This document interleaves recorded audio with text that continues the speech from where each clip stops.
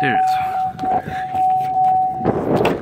Here we have one of Scotty's rare hidden gems. This was the Suncor wind farm in the Wintering Hills in Alberta, near Dallam, just between Drumheller and Galician, Alberta. It's the highest spot in the land between the Red Deer River and the Bow River. And there are 54 wind farms. They were 54 wind turbines in a wind farm project that was funded by Suncor Energy.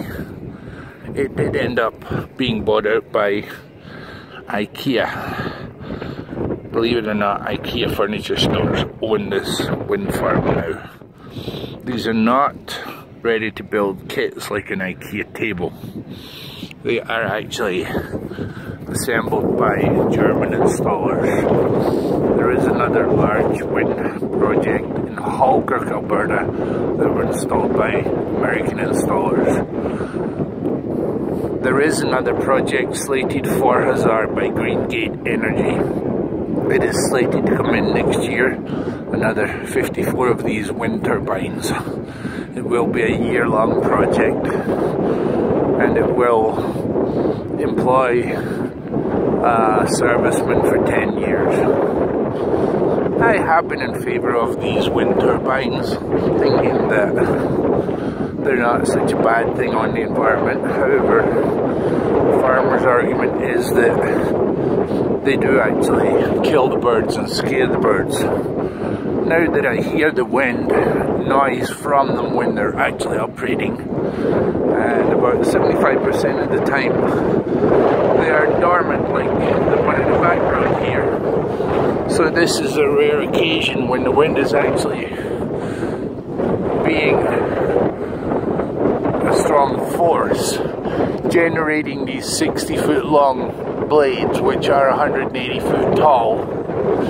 And as you can hear, the noise is actually quite deafening from a close proximity. I'm going to just come up to the generators just to give you an indication of the noise level from these turbines. And it certainly does have a bit of a humming. There certainly is an endangerment to wildlife, to birds. We have encountered a lot of birds today. Well, as you see, there's a lot of nuts to be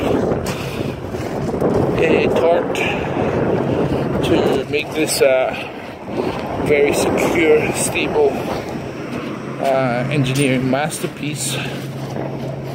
I now see 70 bolts around the diameter to hold this sucker down.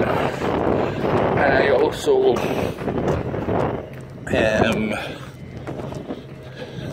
would love to have a maintenance job at being a good stair climber, climbing these turbines. They did have a position advertised, and you do have to be fit to climb 54 of them, 160 feet tall, on a regular basis. There are no elevators, and like the green elevators, nothing like that. And it is quite beautiful country here, as you can see, out here in the middle of nowhere, as we call it. But I would like to also add that I would love to see these used as an advertising. I did mention to Greengate Energy, could they be painted multicolour to blend in, you know, even on a camouflage colour? Or could it be made like candy canes and the propeller blades made like Spitfires and Messerschmitts?